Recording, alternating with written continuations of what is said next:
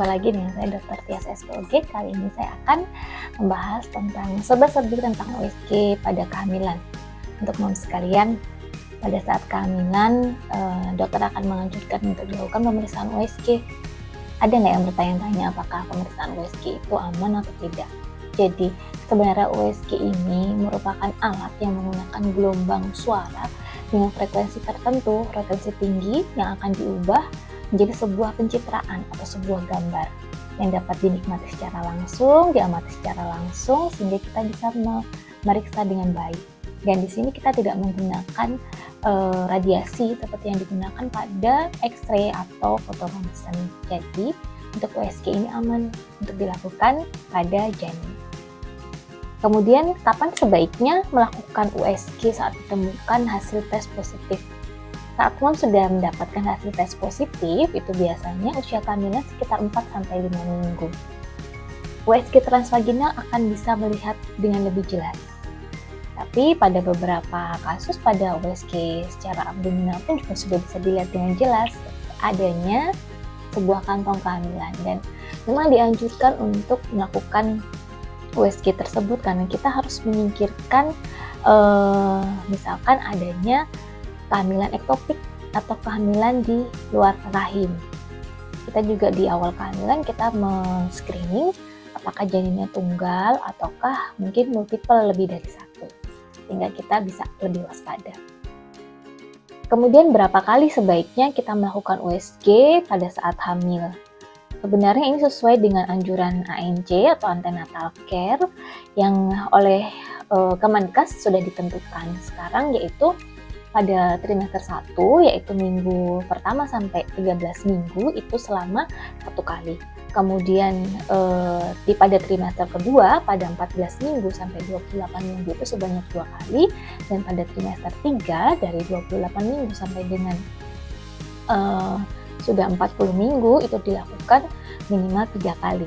Jadi ibu sekalian melakukan USG ini minimal menurut anjuran dari Kemenkes itu selama 6 kali, 1 pada trimester 1, 2 pada trimester 2, dan 3 pada trimester 3. Itu anjuran menurut Kemenkes, tetapi ada juga anjuran yang ideal yang diberikan oleh WHO. Itu pada saat dari usia 0 kehamilan sampai dengan 28 minggu dilakukan USG setiap 4 minggu sekali atau 1 bulan, kemudian di atas 28 minggu sampai 36 minggu dilakukan setiap 2 minggu sekali, kemudian setelah 36 minggu USG-nya dilakukan selama 1 minggu sekali. Karena dengan seperti itu kita bisa melihat perkembangan janin dari waktu ke waktu dan kita bisa mengetahui apabila ada kondisi yang mungkin memburuk atau membahayakan untuk kesehatan janin. Kemudian jenis-jenis USG itu ada apa saja? Mungkin mom sudah pernah dengar ada USG 2 dimensi, ada USG 4 dimensi, ada USG transvaginal, ada juga USG feto-maternal. Itu apa bedanya? Jadi pada USG 2 dimensi ini pencitraan yang dilakukan ini bentuknya merupakan pencitraan bidang datar yang tidak direkonstruksi lagi, sehingga hasilnya adalah gambar 2 dimensi. Tapi secara diagnostik ini memiliki nilai yang lebih paling tinggi dibandingkan misalkan 3 dimensi atau 4 dimensi. Dengan USG 2 dimensi kita bisa melihat langsung presentasi atau bagian paling bawah janin, kemudian letak bayinya, apakah bayinya sungsang ataukah melintang, kemudian kita bisa melihat atau menghitung biometri, jadi berat badan janin seperti apa, apakah sesuai dengan usia kehamilannya. Kemudian kita bisa melihat plasenta atau ari-ari, apakah ada kelainan dalam penempelan atau dalam fungsinya. Kemudian kita juga bisa melihat air ketuban dan kita juga bisa mengukur secara kuantitatif apakah air ketuban tersebut masih cukup atau tidak. Jadi dengan USG 2 dimensi kita juga bisa melihat organ secara lebih jelas, sehingga kita bisa melihat kelainan cacat bayi atau kelainan bawaan itu dengan lebih jelas dengan 2 dimensi. Kemudian apa bedanya dengan USG 3 dimensi atau 4 dimensi? Perbedaannya adalah gambar pencitraan bidang datar yang tadi dihasilkan itu direkonstruksi ulang sehingga membentuk gambar yang mudah dipahami. Ya, jadi tapi untuk kekurangannya sebenarnya untuk melihat kelainan atau kecacatan bayi ini hanya bisa untuk melihat yang secara superficial atau di lapisan permukaan saja, tidak bisa melihat sampai ke dalam, sampai ke organ.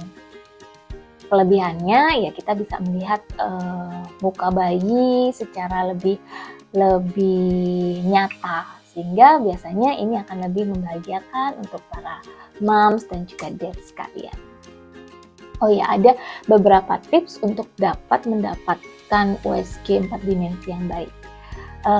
Moms sekalian harus hidrasinya harus baik atau cukup cairan. Jadi sebelumnya minumlah air putih 2,5 sampai 3 liter per hari untuk mencukupi air ketuban. Karena syaratnya 4 dimensi itu bisa menghasilkan gambar yang baik adalah muka janin itu di sekelilingnya ada cukup air ketuban, kemudian posisi bayinya juga pas bagus, artinya apabila kita ingin melihat muka tidak terdapat bangunan atau struktur yang menutupi, misalnya tangan atau plasenta atau dinding perut ibu.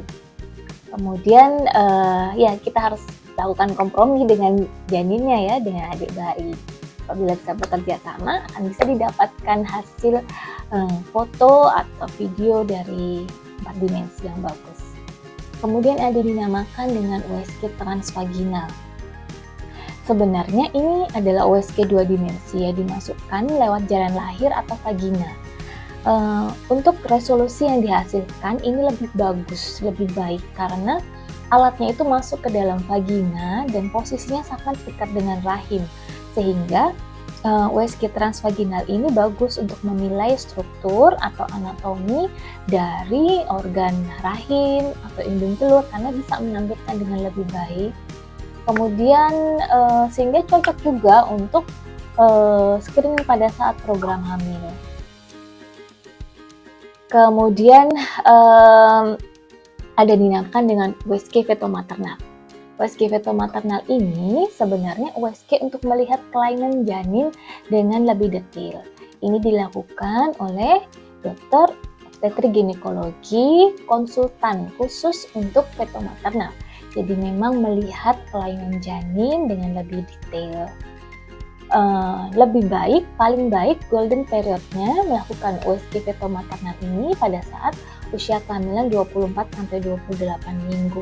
Karena pada usia kehamilan tersebut organogenesis itu sudah cukup dibentuk sehingga bisa terlihat jelas semua organ-organnya. Kelainan bisa dapat dilihat dengan jelas dengan air ketuban yang masih cukup. Kita bisa melihat hampir secara keseluruhan untuk janinnya. Dari 2 dimensi tadi, ada 4 dimensi, ada transvaginal dan juga fetomaternal. Mana yang harus dilakukan? Semuanya harus dilakukan sesuai indikasi dan kaedah klinis yang diperlukan dan rekomendasi yang diberikan oleh dokter kandungan. Selanjutnya, ada beberapa hal yang moms dan dad perlu tanyakan pada saat USG. Jadi seringnya orang tua itu datang yang ditanyakan atau excitednya adalah menanyakan jenis kelaminnya apa dok gitu. Padahal kan ada beberapa hal poin yang perlu fokus moms dan dad tanyakan. Misalkan pada trimester 1 USG itu dilakukan untuk melakukan mengetahui konfirmasi kehamilan, ada kehamilan atau tidak, karena akan terlihat dari adanya kantong kehamilan. Kemudian letak kehamilannya di mana? Apakah itu di dalam rahim atau intrauterin atau di luar rahim atau ekstrauterin yang kita sebut dengan kehamilan ektopik. Yang ini akan membahayakan dan harus segera dilakukan tindakan apabila terdiagnosa kehamilan ektopik. Kemudian bisa juga mengetahui apakah janinnya tunggal atau multiple. Kemudian pada saat trimester 1, apabila kita menghitung yang disebut dengan panjang janin dengan CRL atau cram-ram length, ini merupakan ukuran yang paling akurat untuk menentukan usia kehamilan dan juga nanti perkiraan hari perkiraan lahirnya.